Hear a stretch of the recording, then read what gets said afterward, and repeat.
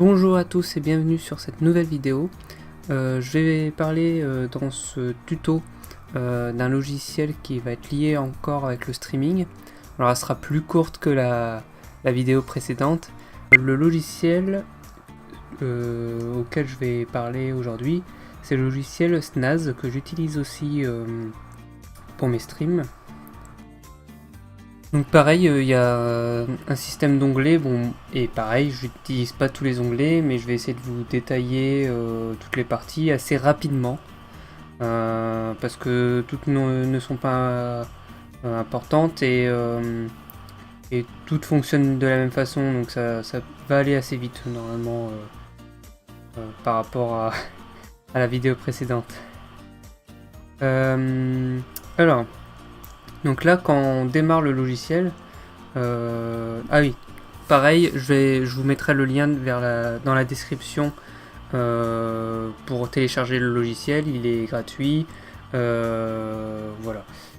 Donc, je reprends. Donc là, quand on a installé le logiciel et qu'on ouvre la première fois, on tombe sur cette interface, sur cet onglet-là qui s'appelle Time, Date and Countdown. Désolé pour l'accent. Donc là il y a différents petits groupes. Là c'est la partie time, date et donc countdown. Dans time, ça permet d'avoir l'heure de son PC. Donc là j'enregistre actuellement à 12h58. Et donc on peut customiser un peu le texte. Parce que ça c'est le format. Pour avoir l'heure, c'est tout le temps $H pour avoir les minutes $M et $S pour avoir les secondes. Et c'est ça pour tout logiciel, ça sera toujours les mêmes fonctionnalités. Par exemple là, on voit en dessous que $D c'est pour le jour, voilà, et puis après c'est $H encore pour les heures, etc. Voilà, donc on peut customiser pour avoir le texte qu'on va avoir en sortie. Et en fait ça écrit ça constamment dans un fichier texte que je peux retrouver ici. Donc il y a un bouton pour faire le copier et après pouvoir le coller dans OBS ou XSplit directement. Pour vous faites une création de... je peux peut-être vous le montrer. Si je fais ajouter un texte, voilà, je vous l'affiche. J'ajoute un nouveau texte, ok, je vous affiche à nouveau. Donc vous avez cette partie-là où vous pouvez taper votre texte et vous pouvez aussi choisir d'aller chercher un fichier texte. Donc comme j'ai fait copier avec le bouton derrière là, avec ce bouton là, je peux après coller et vous retrouver le texte que j'enregistre avec OBS. Et donc là on se retrouve avec le texte en haut en blanc, mais voilà. Je me retrouve avec mon... décaler la fenêtre, comme ça je vais pouvoir vous montrer les fichiers texte au fur et à mesure. En fait c'est un logiciel qui travaille qui écrit dans les fichiers texte, dans des fichiers texte à chaque fois, et comme ça on peut les afficher sur OBS ou sur XSplit, selon votre cas. Moi j'utilise OBS. Voilà, donc ça c'était pour l'heure. On peut avoir la même chose pour la date en dessous, et donc pareil on peut changer le format. Après il y a des petites bulles qui s'ouvrent, comme ça vous permet de vous aider. Donc je vais pas aller trop en détail sur ces parties là, surtout que moi je les utilise pas. Donc ça c'est pour avoir l'heure, ça c'est pour avoir la date du PC, ça c'est plus en gros on met une date et une heure précise, et ça fait un compte à rebours jusqu'à ce que la date et l'heure de son PC atteignent cette date et heure. Ça permet de faire par exemple moi j'ai mis là 27/03/2020 à 1h07 et 25 minutes et 25 secondes, et en fait si je fais start, voilà, il me dit dans 1180 jours, parce que c'est 2020, et 12 heures et tout, je serais peut-être en retard. Ouais, c'était pour un délire. Bref. Voilà, ça fait un compte à rebours, mais en jours, en jours, heures et minutes, secondes. J'utilise pas. C'est pour faire un compte à rebours. Mais il y en a un autre un peu mieux dans la partie chrono, justement. Donc là, c'est un chrono. Si je fais stop. Non, donc c'était déjà stop. Donc par exemple, dans la partie chrono, voilà. Je vais retirer mon texte. Voilà, tac. Dans la partie chrono, moi, pour mes streams, j'utilise la partie chrono up. Par exemple, là, je vais remettre à 0. Et quand je lance mon stream, d'ailleurs, je vais l'afficher sur mon... Je vais mettre... Voilà, je le mets là. Si je fais avant de lancer, d'appuyer sur le bouton commencer le streaming de OBS, j'appuie sur start et tout de suite après j'appuie sur commencer le streaming et en fait mon uptime commence en même temps du coup. Et j'ai utilisé le use custom format pour pouvoir ajouter le uptime parce que normalement par défaut vous n'avez pas accès à cette partie là. C'est en cochant cette truc que vous pouvez ajouter comme moi uptime 2 points, etc. On peut ajouter je crois les jours. Moi j'ai gardé que en heures et minutes. Je peux dire là c'est démarrer automatiquement si ce chrono là arrive à 0 en fait. Et ce chrono là, moi je m'en sers, je vais m'en servir parce que je m'en suis pas encore servi, mais je vais m'en servir pour mon prochain live 24 heures. En fait, si je mets à 0, voilà, et que je fais un start, ça me fait un compte à rebours qui démarre à 24 heures. Et donc du coup, arrivé à la fin du compte à rebours, ça écrit ce texte là. Fin du 24 heures, et comme ça au moins pour des lives 24 heures c'est nickel quoi. Ça permet de mettre le temps écoulé lors d'un 24 heures. Et pareil, ça écrit dans des fichiers texte à chaque fois ce qui est écrit dans le live output. Et en plus dans cette partie là on peut ajouter un son quand c'est terminé. Et si je fais play, si ça va marcher. Au revoir.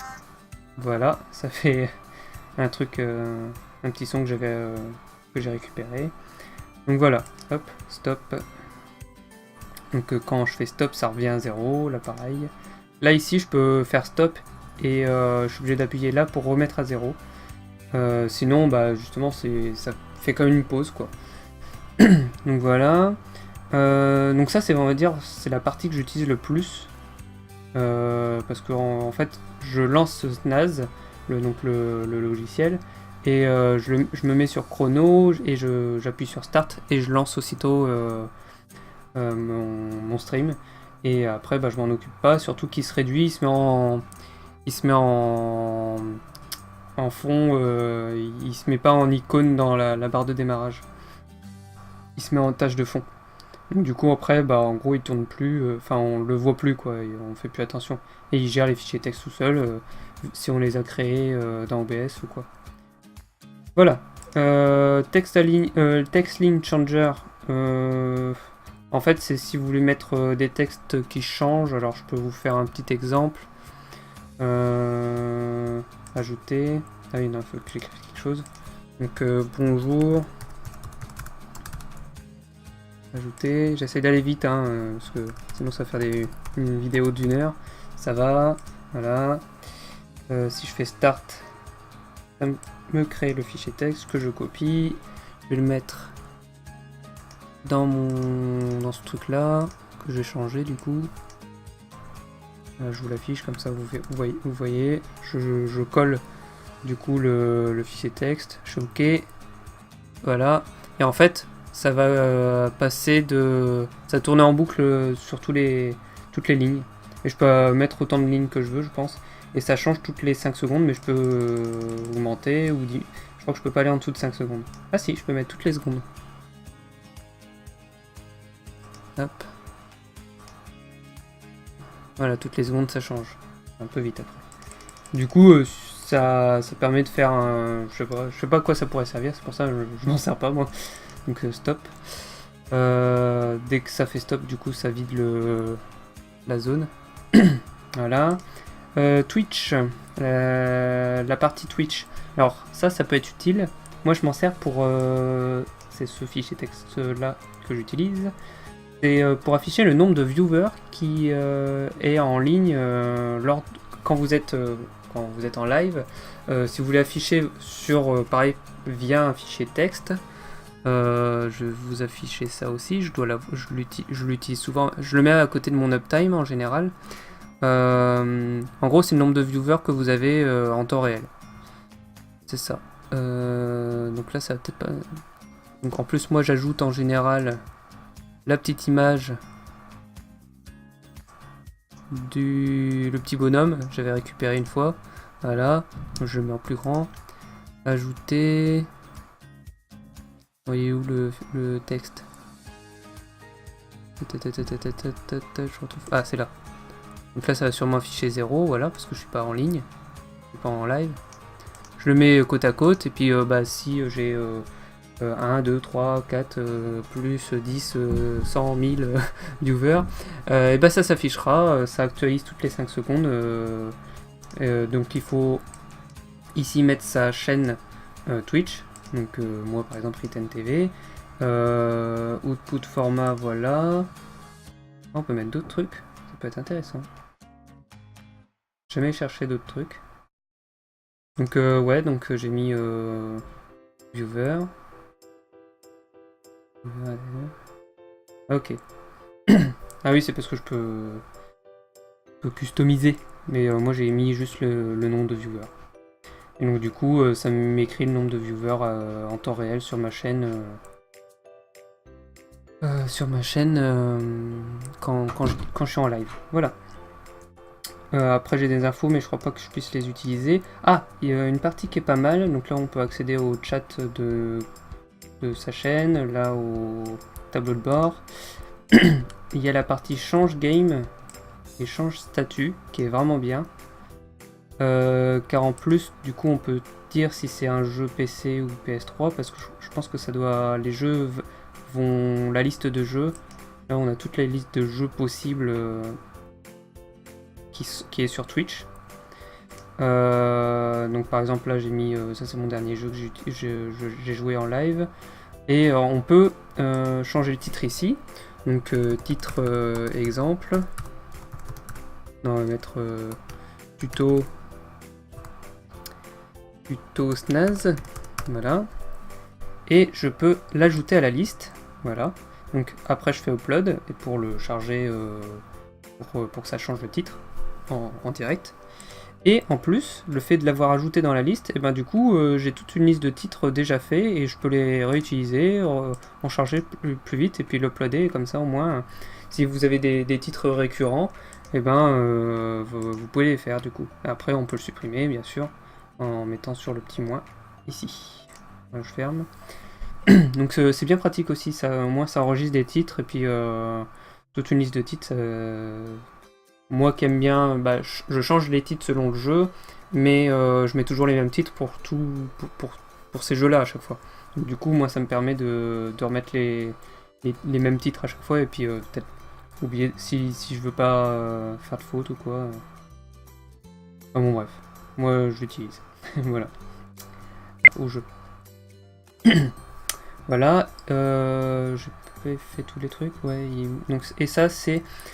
si on a un lecteur, par exemple VLC, et qu'on met de la musique sur VLC, on peut récupérer le titre et l'artiste de la musique qui passe sur VLC, et du coup ça crée un fichier texte, vous le récupérez, et du coup vous pouvez l'afficher en temps réel, comme ça les gens ils peuvent voir le nom d'artiste et le titre de la musique qui passe sur le live, parce que si vous utilisez VLC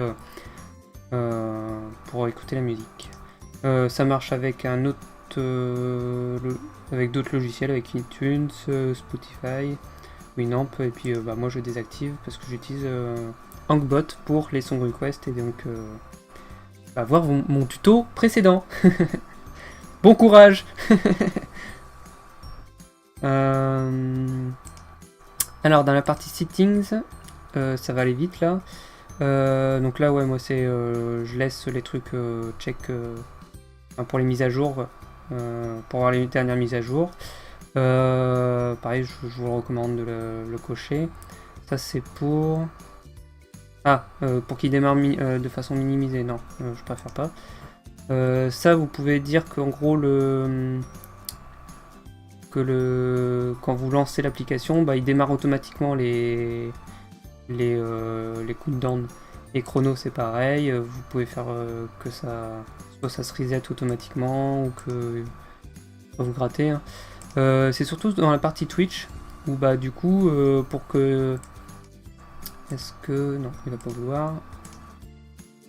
Hop, je retourne. Pour en gros, qu'il se reconnecte automatiquement à votre compte Twitch. Voilà, Start Viewer Application Startup. Bah en gros, il faut faire le principe de request sur Twitch. Vous faites un get new token, vous le copiez là, enfin vous faites les étapes, il y a 2 étapes. Et puis après, bah, vous êtes authentifié tout le temps. Tac, puis après, bah, il n'y a rien de particulier. Ok. Voilà. Donc, je regarde un peu, hein, des fois que j'ai oublié des trucs. Donc, moi, principalement, j'utilise cette partie-là pour avoir le nombre de viewers.